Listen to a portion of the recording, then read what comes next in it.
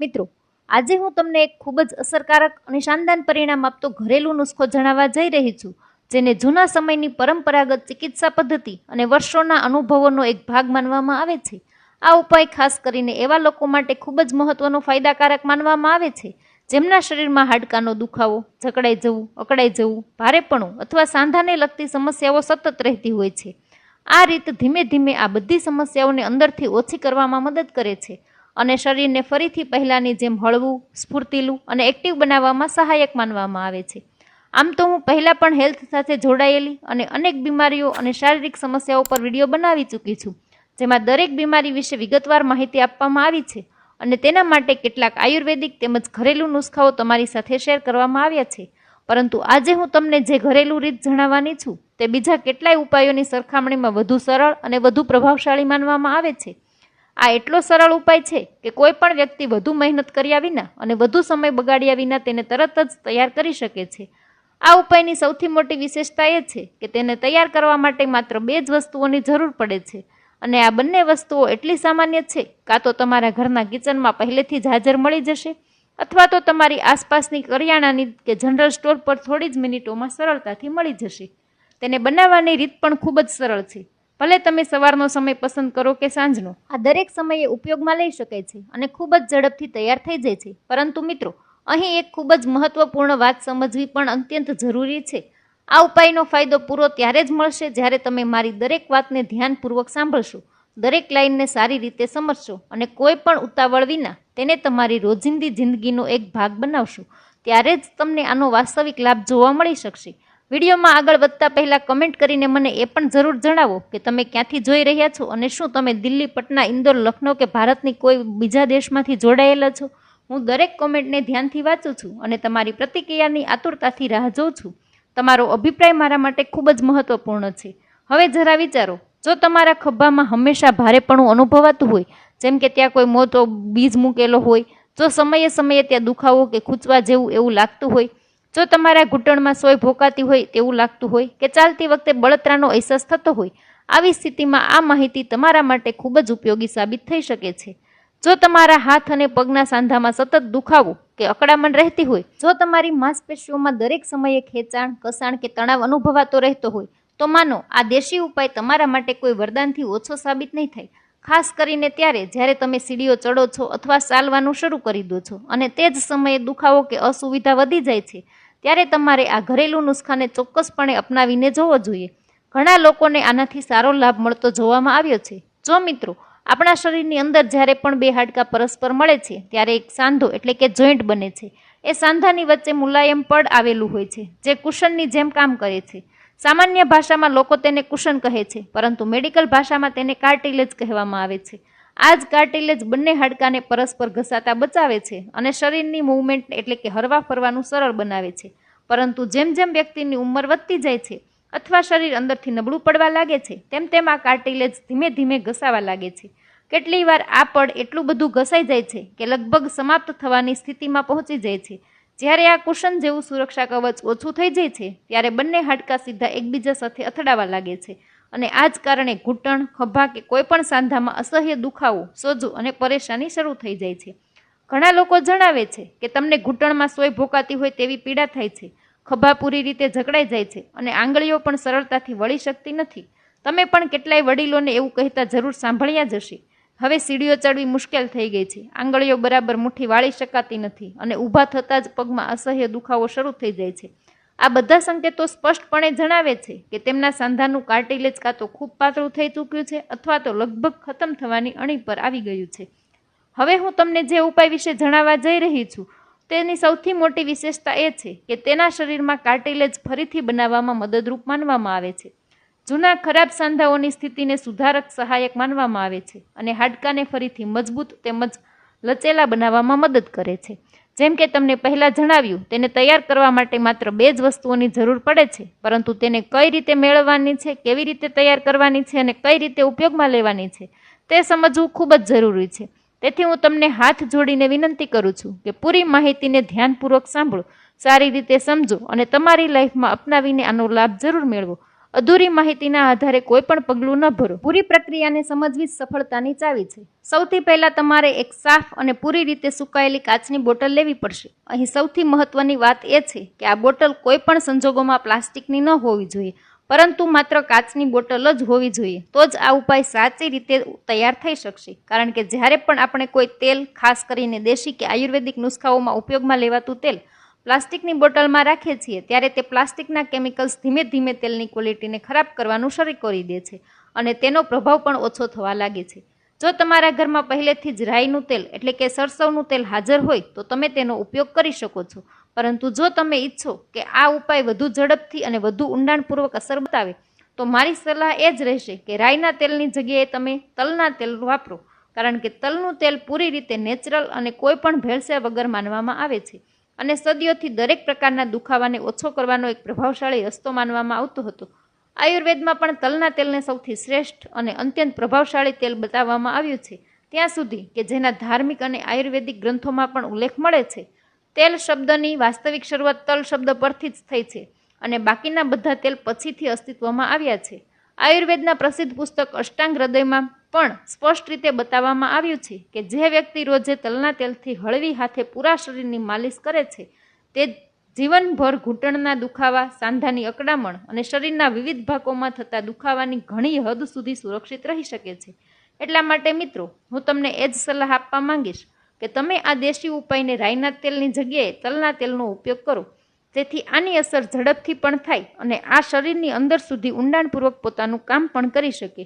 હવે મિત્રો, આ આખા દેશી અને અસરકારક નુસ્ખાને પૂરી રીતે તૈયાર કરવા માટે આપણે એક બીજી વસ્તુ ખૂબ જ જરૂરી છે તથા શક્તિ વધારનારી વસ્તુની જરૂર પડે છે, અને તે છે કપૂર.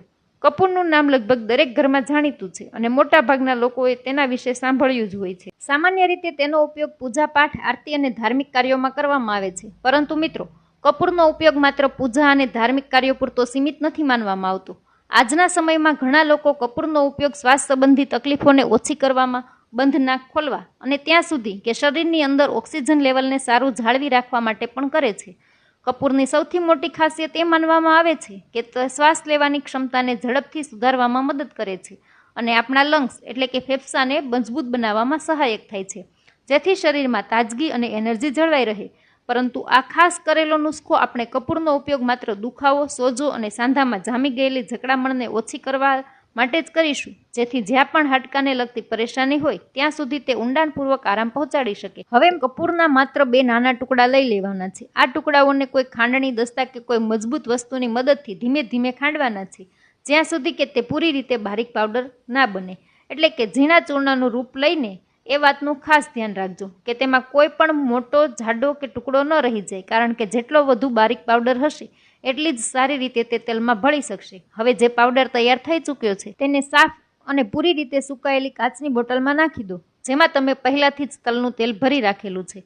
ત્યારબાદ બોટલનું ઢાંકણું બરાબર બંધ કરી દો અને બોટલને હળવા હાથે થોડી વાર સુધી ધીમે ધીમે હલાવો, જેથી કપૂરનો પાવડર અને તેલ પરસ્પર સારી રીતે ભળીને એક સમાન મિશ્રણ બનાવી લે. આ આખી પ્રક્રિયાને આરામથી કરવી ખૂબ જ જરૂરી છે, જેથી બંને વસ્તુઓ પૂરી રીતે એકબીજાનામાં ઓગળીને ભળી જાય. હવે આ તૈયાર તેલને ઓછામાં ઓછા 1 કલાક સુધી સારા તડકામાં રાખવું ખૂબ જ આવશ્યક માનવામાં આવે છે. જો ઉનાળાની ઋતુ હોય તો આ કામ ખૂબ જ સરળતાથી થઈ જશે, કારણ કે તે સમયે સૂરજના કિરણો ખૂબ જ તેજ અને પ્રભાવશાળી હોય છે. પરંતુ જો શિયાળાની ઋતુ હોય તો આકાશમાં વાદળો છવાયેલા હોય છે અને તડકો આછો નીકળતો હોય છે, ત્યારે આ કામમાં થોડી મુશ્કેલી આવી શકે છે. તેથી હવામાનનું ધ્યાન રાખવું પણ ખૂબ જ જરૂરી માનવામાં આવે છે. આવી સ્થિતિમાં કોશિશ કરો કે આ બોટલને સમયે તડકામાં રાખવામાં આવે જ્યારે સૂરજનો પ્રકાશ સીધો બોટલ પર પડી રહ્યો હોય. લગભગ 1 કલાક સુધી તડકામાં રાખ્યા પછી આ તેલ પૂરી રીતે તૈયાર અને વધુ અસરકારક માનવામાં આવે છે. અહીં સૌથી જરૂરી વાત એ સમજવાની છે કે આ તેલનો ઉપયોગ ક્યારે કરવો જોઈએ અને કઈ રીતે કરવો જોઈએ, જેથી આનો ફાયદો સૌથી વધુ અને લાંબા સમય સુધી જળવાઈ રહે. આ તેલ લગાવવાનો સૌથી સારો સમય સવારનો કે દિવસનો સમય માનવામાં આવે છે. કોશિશ કરો કે સાંજ પછી કે રાત્રે સૂતા પહેલા આનો ઉપયોગ ન કરો, કારણ કે તે સમયે શરીરનું તાપમાન થોડું ધીમું થઈ જાય છે અને આની અસર એટલી ઊંડાણ સુધી નથી પહોંચી શકતી. હવે જ્યારે તમે આ તેલ લગાવવા જાઓ ત્યારે તમારી બંને હથેળીઓમાંની આની પૂરતી માત્રા લો અને હળવા હાથે તેને પરસ્પર ધીમે ધીમે ઘસો. જ્યારે તમારી હથેળીઓમાં હળવી ગરમાટ અનુભવવા લાગો ત્યારે આ તેલને તે જગ્યા પર લગાવવાનું શરૂ કરી દો જ્યાં તમને દુખાવો, સોજો કે જકડામણ અનુભવાઈ રહી હોય. તમે આ તેલનો ઘૂંટણ, ખભા, કમર, પીઠ કે શરીરના કોઈ પણ સાંધા પર લગાવી શકો છો. પરંતુ આ વાતનું ખાસ ધ્યાન રાખજો કે માલિશ હંમેશા હળવા હાથે જ કરવાની છે, બહુ વધારે દબાણ આપીને નથી કરવાની.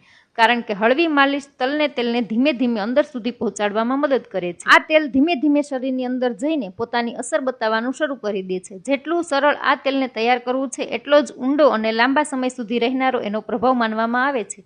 હવે જો તમે ઈચ્છો છો કે આ તેલની તાકાત લાંબા સમય સુધી જળવાઈ રહે, તો જરૂરી છે કે તમે દરરોજ આ બોટલને ઓછામાં ઓછી અડધી કલાક સુધી તડકામાં જરૂર રાખો. આનાથી આની શક્તિ લાંબા સમય સુધી ટકી રહે છે. અડધી કલાક પૂરી થઈ ગયા પછી બોટલને પાછી ઘરની અંદર મૂકી દો. આ રીતે જ્યારે આ તેલ રોજ જે સૂરજના કિરણોમાંથી ઉર્જા પ્રાપ્ત કરે છે, ત્યારે તેમાં સૂર્ય ચિકિત્સા એટલે કે સન થેરાપીનો ગુણ વિકસવા લાગે છે. આનાથી આની ઔષધીય શક્તિ હજુ પણ વધારે વધી જાય છે અને તે શરીરને અંદર જઈને ઝડપથી અસર બતાવવા લાગે છે. આ જ કારણ છે કે તેને નિયમિત રૂપે તડકામાં રાખવું જરૂરી માનવામાં આવે છે. હવે જો તમે ઈચ્છો કે તમારા શરીરના જૂના અને કેટલાય વર્ષોથી ઘર કરી ગયેલા દુખાવા અંદરથી ઓછા થઈ જાય, તો તમારે આની સાથે બીજી કેટલીક નાની પરંતુ મહત્વપૂર્ણ વાતોનું પણ ધ્યાન રાખવું પડશે. જેમ કે રાત્રે સૂતા પહેલા ક્યારેય પણ દહીં, છાશ કે કોઈ પણ પ્રકારની ખાટી વસ્તુઓનું સેવન ન કરવું જોઈએ. કારણ કે આ વસ્તુઓ કેટલી વાર શરીરમાં દુખાવો, અકળામણ અને વધારવાનું કામ કરે છે. આ સિવાય કોશિશ કરો કે રાજમા, તુવેરની દાળ, બટાકા, ફ્લાવર અને સફેદ ચોખા જેવી વસ્તુઓનું સેવન ઓછી માત્રામાં કરો. કારણ કે આ બધી વસ્તુઓ શરીરમાં વાત તત્વો વધારવાનું કામ કરે છે. જ્યારે શરીરમાં વાત વધારે વધી જાય છે, ત્યારે સાંધાની અંદર રહેલો નેચરલ મોઇશ્ચરાઇઝ એટલે કે કુદરતી ભેજ ધીમે ધીમે ઓછો થવા લાગે છે અને કાર્ટિલેજ નબળું પડીને ખતમ થવા લાગે છે. આ જ કારણ છે કે સાંધામાં દુખાવો અને જકડામણ સતત વધવા લાગે છે. તેથી વાત વધારનારી વસ્તુઓથી અંતર જાળવી રાખવું ખૂબ જ જરૂરી માનવામાં આવે છે. આ સિવાય કેટલાક સરળ ઘરેલું ઉપાયો એવા પણ છે જેની મદદથી તમે શરીરની અંદર જામી ગયેલો વધારાનો વાત એટલે કે વાયુ બહાર કાઢી શકો છો. તેમાંથી સૌથી વધારે પ્રભાવશાળી રીત મેથીના દાણાને માનવામાં આવે છે. મેથીના દાણા શરીરની અંદરથી મજબૂત બનાવવામાં સહાયક માનવામાં આવે છે.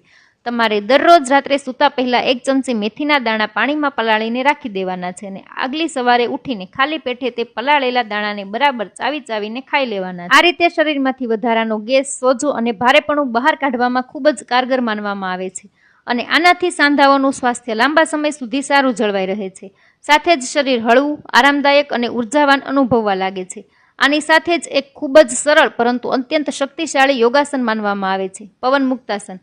જો તમે આ આસનને રોજ 1 કે 2 વાર આરામથી કરો છો, તો શરીરમાં જામી ગયેલો વધારાનો વાયુ ધીમે ધીમે બહાર નીકળવા લાગે છે. પેટ હળવું અનુભવાય છે અને સાંધાનો દુખાવો પણ ધીમે ધીમે ઓછો થવા લાગે છે. આ આસન શરીરને અંદરથી આરામ આપવા અને સંતુલિત રાખવામાં ઘણું સહાયક માનવામાં આવે છે. તો મિત્રો, આ ખાસ અને અસરકારક ઘરેલું નુસ્ખામાં આપણે માત્ર 3 વસ્તુઓનો જ ઉપયોગ કર્યો છે. પહેલું તલનું તેલ, બીજું કપૂર અને ત્રીજું મેથીના દાણા. જો તમે આ ત્રણેય વસ્તુને બરાબર એ જ રીતે અપનાવો છો, જે રીતે તમને બતાવવામાં આવ્યું છે, અને તેને રોજ નિયમપૂર્વક કરો છો, તો તમે તમારા શરીરના જૂના, હટીલા અને કેટલાય વર્ષોથી ચાલી આવતા દુખાવામાંથી પણ ઘણી હદ સુધી રાહત મેળવી શકો છો. સાથે જ તમે એક હેલ્ધી, એનર્જેટિક અને દુખાવા વગરની જિંદગી તરફ આગળ વધી શકો છો અને તમારા શરીરને લાંબા સમય સુધી સક્રિય રાખી શકો છો. તો મિત્રો, આજનો વિડીયો અહીં પૂર્ણ કરીએ છીએ. મારી માહિતી તમારા દિલને સ્પર્શી હોય તો વિડીયોને એક લાઇક જરૂર કરજો, કારણ કે તમારી એક લાઇક અમને વધુ મહેનત કરવાની પ્રેરણા આપે છે. આ માહિતીને તમારા સુધી સીમિત ન રાખતા અત્યારે જ તમારા મિત્રો અને પરિવાર સાથે શેર કરો. તમારું એક શેર કોઈ માણસને મુસીબતથી બચાવી શકે છે અને તેમના આશીર્વાદ તમને મળશે. આવા જ બીજા સ્વાસ્થ્યપ્રદ અને અસલી નુસ્ખા મેળવવા માટે અમારી ચેનલને હમણાં જ સબસ્ક્રાઇબ કરો અને બેલ આઇકન દબાવવાનું ભૂલશો નહીં, જેથી કોઈ પણ મહત્વની જાણકારી મિસ ન થાય. તો તમે કયા શહેરથી આ વિડીયો જોઈ રહ્યા છો તે નીચે કોમેન્ટમાં જરૂર જણાવજો. ફરી મળીશું એક નવા જ વિડીયો સાથે, નવી માહિતી સાથે. ત્યાં સુધી હસતા રહો, સ્વસ્થ રહો, મસ્ત રહો. જય શ્રી કૃષ્ણ. રાધે રાધે.